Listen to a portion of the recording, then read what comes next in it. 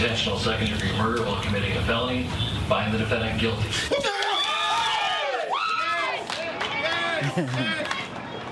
Welcome back to CBS This Morning. That's a profound reaction there as lawyers and members of George Floyd's family learned about yesterday's verdict. Look at the happiness in that room. We are joined by Philonise Floyd. That's George Floyd's brother, his younger brother, by the way, along with Floyd family attorney. That, of course, is Ben Crump. Good morning to you, gentlemen. I'm wondering if either one of you got any sleep last night. I'm wondering what it's like to be on cloud nine this morning. Ben? It feels. Go ahead. I did manage to get a couple of hours of sleep, and I was very happy Philonise was able to get some sleep because he had not been sleeping. No, I'm sure. Philonise, take us to that moment when you heard the verdict. It's our understanding that you were praying as you were waiting for the verdict to be announced. Take us when you heard the verdict and what it was like for you in that room last night. Oh, God. Before I even went into the courtroom, I was pacing back and forth. And Ben and my wife were like, hey, just be comfortable, do what you have to do. And the moment that I got in the courtroom, I started praying. And I prayed for like 30 minutes because it took 30 minutes for the judge and the jury to come out. But the moment I heard guilty, guilty, and guilty, I was excited, I was happy, because African-American people, we feel that we never get justice. We feel like it's just us all the time. Ben, if I can follow up on that, to that point, to Philonise's point, we heard the Minnesota Attorney General afterwards say, this is not justice yet, but this is accountability. What do you make of that?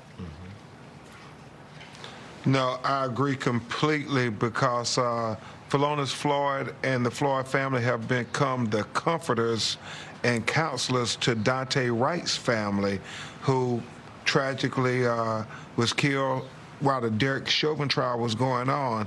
And when we did the first press conference jointly, his mother, Katie Wright, said that justice would be my son coming back to my front door with that beautiful smile on his face. Exactly. So we can never get justice, but what we could get is accountability. Ben, so much of this trial hinged on the fact that not only do you have that 9 minutes and 30 seconds of videotape, cell phone video, I should say, but the fact that police officers actually testified against one of their own. Moving forward, how do you see that opening up for other officers testifying in future trials, in future cases like this?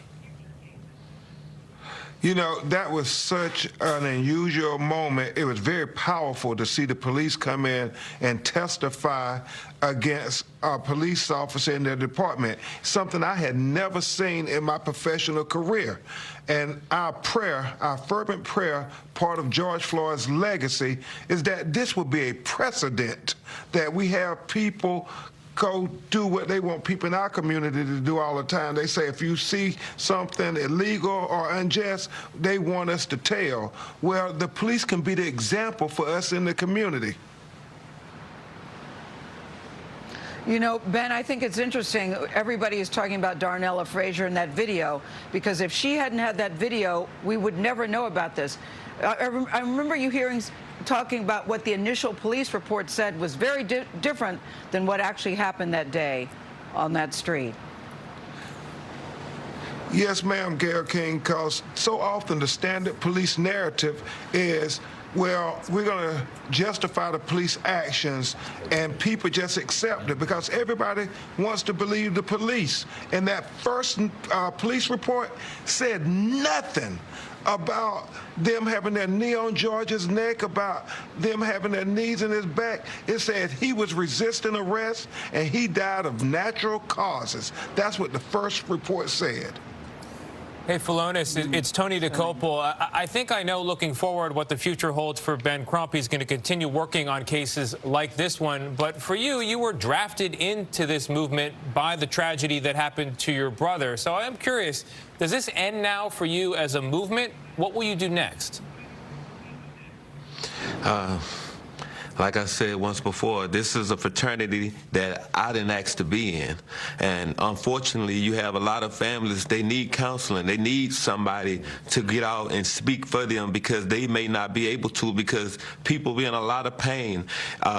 Dante Wright, mom, it took her a while. She just sat there and she just cried because she had to process that her son has really been taken away 10 miles from where I was in the courthouse trying to make sure these officers be held accountable. Benjamin Crump, he has taken this case and he will get justice, but justice is not justice for her because she said, justice is my son being able to come home and I'll be able to hug him. But we have to make sure that everybody is held accountable.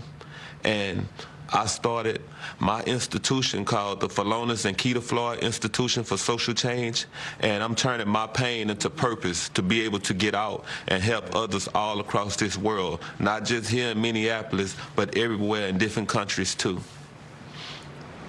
Well, many people are hoping that this is a change that they've been waiting for. Before we go, Ben, how is little Gianna Floyd doing?